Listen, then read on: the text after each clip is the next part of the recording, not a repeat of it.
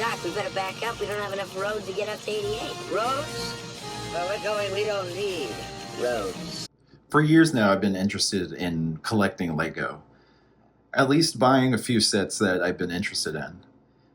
And I finally got a few sets that I thought, hey, I should probably pick these up. These seem like a fun time. And this is one of them.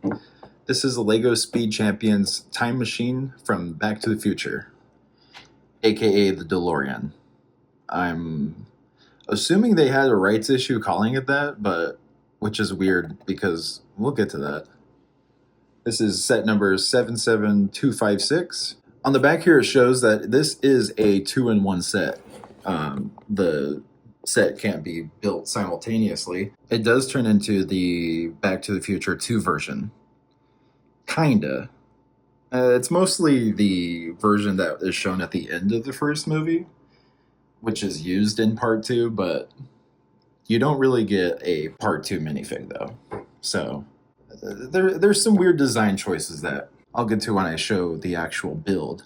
Before I completely show the build, I do want to show the instruction manual. Usually instruction manuals aren't too special, but I appreciate that this is sort of a budget set, and they do give you a nicely bound instruction booklet.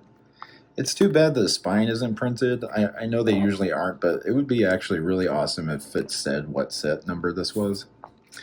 But the really cool part about this set, besides the advertisement, is this nice spread from 1985 to 2026. I built this with my spouse, and it was a really fun time, actually. It was a relatively easy build and actually really fun. All right, and here's the DeLorean itself. It does come with 2 minifigs of Doc Brown and Marty McFly themselves.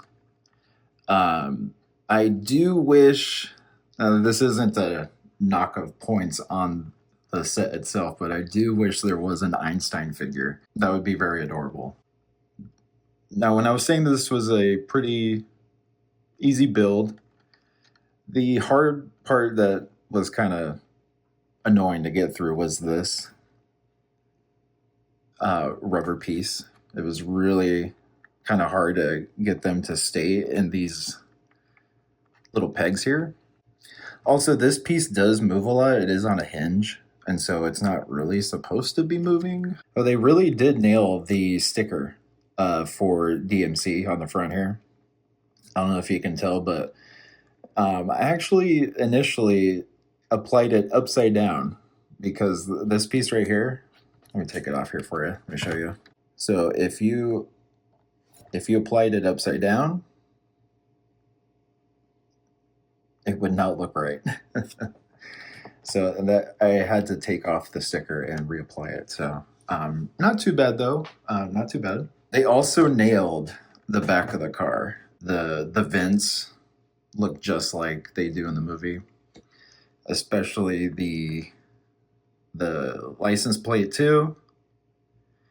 And this is what I was confused about. They got rights for the DeLorean logo on the sticker itself here for the bumper, but they couldn't call it the DeLorean. I also love the detail of the backlights, and all of the details here are actually incredible. All of the little tubes and doodads and gears and everything. Another gripe I do have are the supposed rear view mirrors. They could be a little more convincing. I'm sure for the minifig it's no problem because, I mean, they don't need a mirror, but this is okay. To open it, you have to open it from the top here, from this printed window piece. This is not how the DeLorean opens up. But I'm assuming for cost and build, they needed to make some compromises. What is very adorable back here, right here, is the flux capacitor piece. I love that. There's a lot of really cute details in the car itself. There's a calculator back here. And on the front of the car here on the dashboard, we can see the dates and the plutonium container gauge. That's what that is. So of course, obviously, we can take them out. And what's also annoying is that it's held on by these front two pegs, not the back. The back is just kind of there for you to match it up, but it doesn't connect in the back here. So it's a little loose, but if you're wanting to fly it, it doesn't really come off. Speaking of flying, so here's Doc Brown with his good happy face. So let's turn him around, and he's now a little spooked. Okay, so he does have a different face. He also comes with this wrench, I guess, to fix the back or whatever. And so here's also Marty McFly.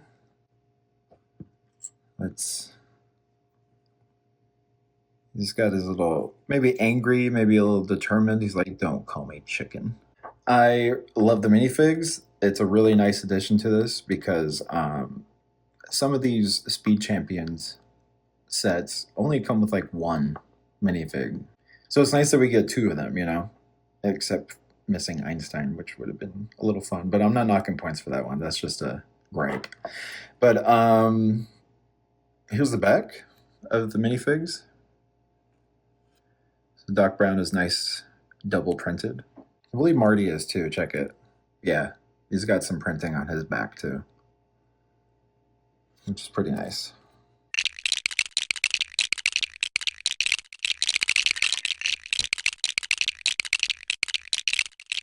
Here's the question. Would I recommend this build? And I would say yes, absolutely. There are some weird design kinks that you kind of have to wiggle your way through and kind of adapt yourself to what the build is rather than what you want it to be. If you think of it like that, it's kind of a perfect set for you, especially considering the value that you're getting with this set. I think it retails around $30 US. So with a very nice car build, and you get the two minifigs, and you can turn it into the Back to the Future Part 2 version of the time machine. Like it's saying in the back of the box, it is a 2-in-1. So this is actually a bang for your buck, honestly. So I highly recommend this set. So what about you guys? What do you think of this set? Let me know in the comments below. Thank you so much for watching. If you want to see more videos like this, please hit the subscribe button, and I'll be talking about this set in the next video.